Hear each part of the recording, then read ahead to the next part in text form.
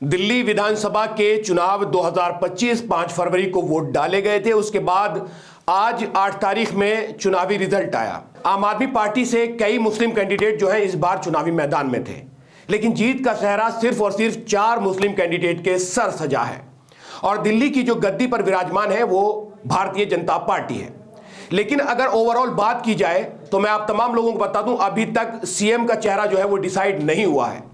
आम आदमी पार्टी सत्ता से बाहर हो चुकी है, उनके बड़े लीडर हार चुके हैं और उन बड़े लीडरों में अरविंद केजरीवाल जो है वो अब सदन में भी नहीं जा सकते हैं, मनीष सिसोदिया भी सदन में नहीं जा सकते हैं, गोपाल राय एक बड़ा नाम जीते हैं, आतिशी चुनाव जीती हैं। इसके बावजूद भी अगर ओवरऑल देखा जाए तो 22 सीटों पर आम आदमी पार्टी 62 सीटों से आकर रुक गई है। 62 सीटों में 40 सीटों का नुकसान है। पिछले चुनाव में 8 सीटें बीजेपी ने जीती थी और 40 सीटें इस बार जीती हैं।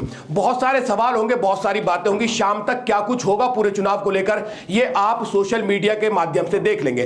ट्विटर पे एक अलग तरह का जो है ट्रेंड है, अलग तरह के मीम्स जो है वो लगातार इन बातों को, चुनाव में हार जीत को लेकर चल रहे हैं। लेकिन कौन 4 ऐसे कैंडिडेट हैं जो इस बार चुनाव जीतने में कामयाब हो सके हैं? और मैं बताऊं, जो लोग चुनाव हारे हैं, जो मुस्लिम कैंडिडेट आम आदमी पार्टी से लड़ रहे थे या कांग्रेस से लड़ रहे थे मुस्लिम कैंडिडेट, वो तमाम लोग जो है वो चुनाव हार गए। मुस्तफाबाद की विधानसभा की अगर मैं बात करूं तो उसमें जो आदिल खान थे, जो बहुत नजदीक गए थे, वो भी चुनाव हार गए। तो आइए मैं बात करता हूं वो कौन 4 ऐसे मुसलमान हैं, वो कौन सी ऐसी 4 विधानसभाएं हैं। क्योंकि दिल्ली में ऐसा कहा जाता है 5 विधानसभाएं डायरेक्ट ऐसी हैं जहां से मुस्लिम कैंडिडेट चुनकर जो है विधायक बन सकता है, लेकिन उसमें मुस्तफाबाद की अकेली एक विधानसभा ऐसी रह गई क्योंकि वहां से ताहिर हुसैन चुनाव में थे, उनकी वजह से कहीं ना कहीं आम आदमी पार्टी का कैंडिडेट हार गया है। तो आइए मैं आपको बताता हूं, सबसे पहले आपके सामने मैं जो दिखा रहा हूं ये मटिया महल की विधानसभा है। यहां पर मुस्लिम वोटर काफी हैं, छोटी सी विधानसभा है। अगर ओवरऑल देखा जाए तो 100 राउंड तक जो है यहां पर काउंटिंग होती है। आले मोहम्मद इकबाल, मेरी थोड़ी सी आवाज खराब हो रही है क्योंकि आज बहुत लगातार बोला हूं, तो इस वजह से मैं आप लोगों से माफी चाहता हूं। तो आले मोहम्मद इकबाल जो है ये आम आदमी पार्टी के टिकट से यहां जीते हैं। टोटल 58,120 वोट जो है इनको मिले हैं और जो दूसरे नंबर पर रही है उनको तो बहुत ही कम वोट मिले हैं। अगर 58,000 पे आप 42,724 वोटों से जीत जाते हैं तो ये अपने आप में बहुत बड़ी बात होती है। और भारतीय जनता पार्टी की दीप्ति इंदौरा जो है 15,396 वोट लगभग जो है, क्योंकि ये सबसे बड़ी मुस्लिम बहुल सीट है, यहां पर सबसे ज्यादा मुसलमानों की जो है 60% मुसलमानों की यहां पर आबादी है। ये जो आपको मटिया महल की विधानसभा है, इसलिए यहां पर भारतीय जनता पार्टी के 15,396 वोट हैं और जीत का जो मार्जिन है वो 42,724 है, जिसमें आले इकबाल जो है वो चुनाव जीते हैं। दूसरी विधानसभा पर आते हैं, सीलमपुर की एक ऐसी विधानसभा जिस पे चुनाव को लेकर बहुत उठापटक हुई। आम आदमी पार्टी ने कहीं ना कहीं अब्दुर्रहमान मलिक को पार्टी से जो है टिकट नहीं देना था, तो अब्दुर्रहमान मलिक जो है वो कांग्रेस में आ गए और कांग्रेस में आने के बाद उन्होंने ये सोचा कि मैं कांग्रेस से चुनाव लड़ूंगा, इसीलिए कांग्रेस के 2-3 डिसीजन खराब हो गए। सीलमपुर से जो इशराक साहब हैं, इशराक खान है, वो वहां पे एक्स विधायक भी रह चुके हैं, बावजूद इसके उनको बाबरपुर सीट पे भेज दिया जाता है और वहां पर बहुत बुरी जो है एक तरफा उनकी हार हो जाती है। यहां से सीलमपुर से अगर बात करूं, कांग्रेस के कद्दावर नेता चौधरी मतीन साहब के साहबजादे हैं ये, और वो भी कई बार विधायक रह चुके हैं। आम आदमी पार्टी के टिकट पर पहली बार जो है इन्होंने चुनाव में पार्टिसिपेट किया और 79,009 वोट इनके पास आए और इनका जो जीत का मार्जिन है, इनका जीत का मार्जिन भी 42,477 है, यानी 40,000 प्लस वोटों से ये भी चुनाव जीत गए। दूसरे नंबर पर यहां भारतीय जनता पार्टी के अनिल कुमार शर्मा रहे, जिनको 42,477 वोट मिले। और अगर बात करें इनकी आपकी अब्दुर्रहमान साहब की, जिन्होंने आम आदमी पार्टी छोड़ दी थी, बहुत सारे आरोप भी लगाए थे, हमने जब इंटरव्यू किया था इनका तो बहुत सारे इन्होंने आरोप भी लगाए थे, तो इनको सिर्फ वोट मिले हैं 16,551 वोट ही इनको मिल पाए हैं। तीसरे नंबर पर रहे, पहले नंबर पर चौधरी जुबैर रहे हैं और चौधरी जुबैर जो है वो 42,477 वोटों से यहां चुनाव जीतने में कामयाब हुए। तीसरी विधानसभा अगर मैं बात करूं, हिंदुस्तान में, पूरे हिंदुस्तान में और हिंदुस्तान के अलग Canada, America, England, Kuwait, Dubai, Qatar, जने कहां गैर मुल्कों में भी, अलग अलग मुल्कों में भी अगर किसी सीट को लेकर, दिल्ली विधानसभा चुनाव में किसी सीट को लेकर बात हो रही थी तो बात हो रही थी ओखला विधानसभा को लेकर। अमानतुल्लाह साहब की जिस तरह से स्पीचेस आ रही थी, जिस तरह से वो फ्रस्ट्रेशन में थे, उस फ्रस्ट्रेशन की वजह आप समझ सकते हैं कि 71,000 के एक बड़े मार्जिन से नीचे आ जाना, 23,639 वोटों से चुनाव जीतना, ये फ्रस्ट्रेशन की वजह थी। अमानतुल्लाह खान साहब के साथ परेशानियां 2 रही। उनको एक तो ईडी ने परेशान करा, उन पर घोटाले का जो है एक मामला लगा हुआ है, उनको ईडी बार बार परेशान कर रही थी और उनके इस कार्यकाल में जो है वो कोरोना काल भी उन्होंने देखा। और बिल्कुल इलेक्शन के नजदीक, इलेक्शन से 4 महीने 6 महीने पहले अगर किसी इलाके की गलियां खुदी हुई हैं, सड़कें खुदी हुई हैं, सीवर की प्रॉब्लम है, कूड़े की प्रॉब्लम है, तो आप ये बेहतर तरीके से समझ सकते हैं कि उस विधायक से नाराजगी होगी। लेकिन इनको फायदा क्या हुआ कि कांग्रेस ने बहुत लेट करा यहां पर टिकट अनाउंस करने में। और टिकट किसको अनाउंस हुआ? अरीबा खान को। अरीबा एक युवा नेता है, अबुल फजल 188 से जो काउंसलर है, बावजूद इसके भी इनको लेट जो है वो टिकट मिला। तो अमानतुल्लाह खान साहब ने बंद कमरे में लोगों से मिले और लोगों से मिलकर 300 से ज्यादा जो है मीटिंग्स की। उस मीटिंग्स का जो है वो अमानतुल्लाह खान को कहीं ना कहीं फायदा हुआ, और वो फायदा ये है कि 23,639 वोट जो है उनको मिले। मंच से बहुत कहा गया कि बीजेपी जीत जाएगी, आप लोगों के मकान टूट जाएंगे, सीवर में काम नहीं होगा, सड़कों में काम नहीं होगा। ये आपने जो है सोशल मीडिया और मेन स्ट्रीम मीडिया के माध्यम से अमानत साहब की बहुत सारी वीडियोस इस तरह की देख ली होंगी। लेकिन मैं आपको बता दूं कि ओखला विधानसभा पर 2 लाख 3 लाख कुछ वोट हैं, जिसमें 2,16,000 वोट पड़े थे। और वो 16 लाख वोट पड़ने के बाद भी बीजेपी का जो एक खाका खींचता है, कोई भी ओखला का जो लोग हैं, यहाँ का जो चुनाव है वो खुल जाता है एक दिन पहले। लेकिन ये वाला चुनाव ऐसा था कि कंफ्यूजन वोट बहुत था। दोपहर के 1 बजे तक लोग जो थे वो कंफ्यूज थे। वो जो मीडिया की टीम होती है, सोशल मीडिया की टीम होती है, उनके पास भी लोग फोन कर करके पूछते हैं कि क्या सिनेरियो चल रहा है, क्या माहौल चल रहा है।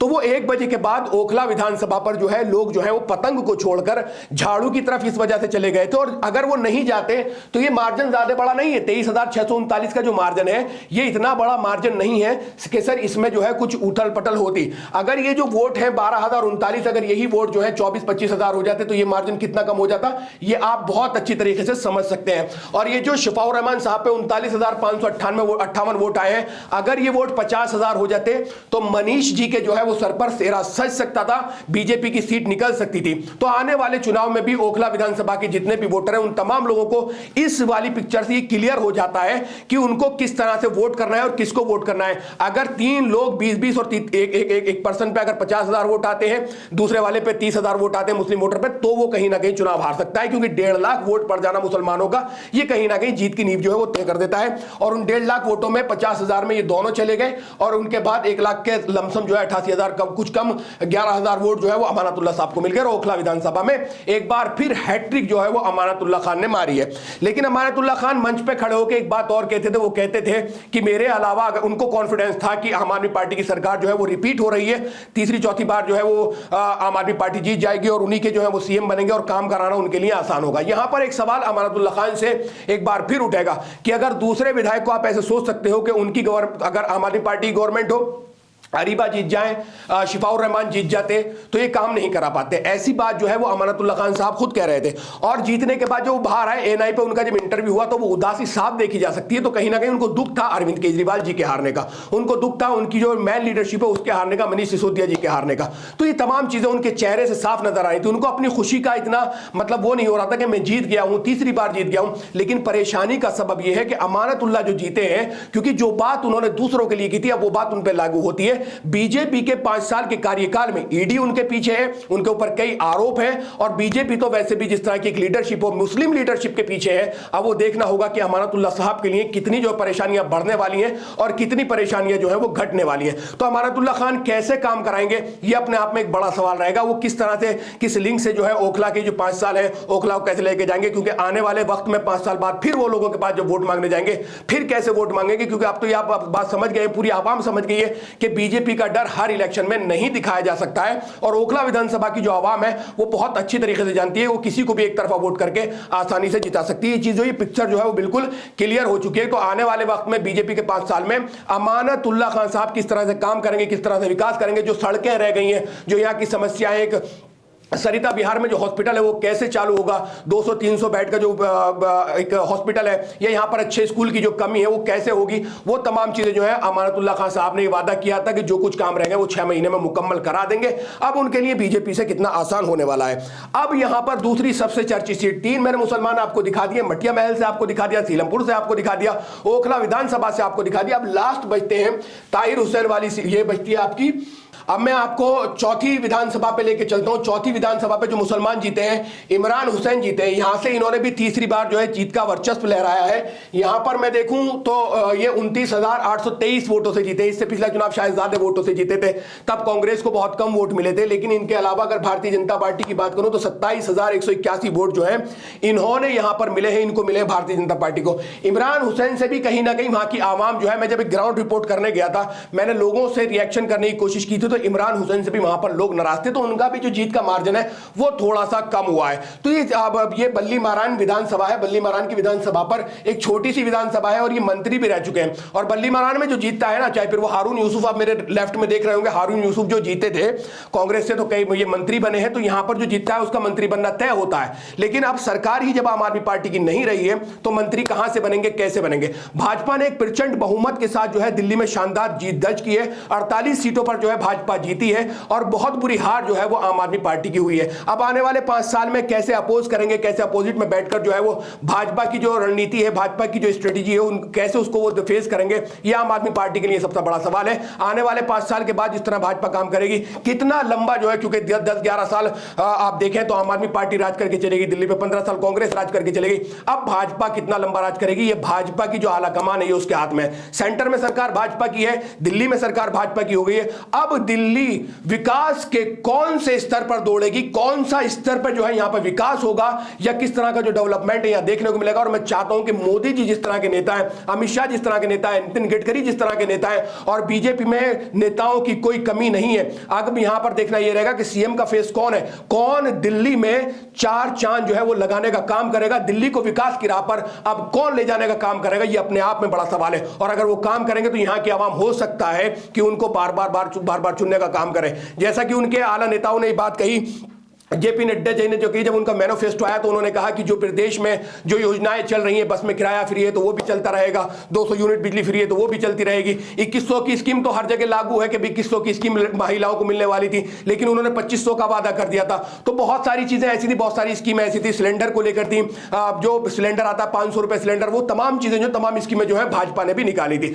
अब दिल्ली की आवाम को उन स्कीमों का कितना फायदा होने वाला है और आने वाले 5 साल के बाद क्या होगा, ये तो 5 साल बाद ही देखेंगे। लेकिन ओवरऑल सिस्टम ये है कि यहां पर भाजपा जो है पूर्ण बहुमत के साथ सरकार बना ली है। कौन 4 मुसलमान जो है विधायक बने हैं, उनको लेकर ये वीडियो बनाई थी। आपको वीडियो कैसी लगी है, वीडियो के कमेंट सेक्शन में हमें कमेंट्स करके जरूर बताएं। और ओवरऑल दिल्ली का जो चुनाव ये रहा है, इसको लेकर आपकी क्या राय है, वीडियो के इस कमेंट सेक्शन में अपना कमेंट्स हमें जरूर शेयर करिएगा। शुक्रिया। मिल्लत टाइम्स को जारी रखने और मजबूत बनाने के लिए हमारी आर्थिक सहायता कीजिए। ये एक आजाद मीडिया हाउस और कमजोरों की आवाज है। आप हमें देखें, सुने, पढ़ें और हर महीने ज्यादा नहीं, सिर्फ 100 रुपए से मदद करें। डिटेल्स डिस्क्रिप्शन में मौजूद हैं।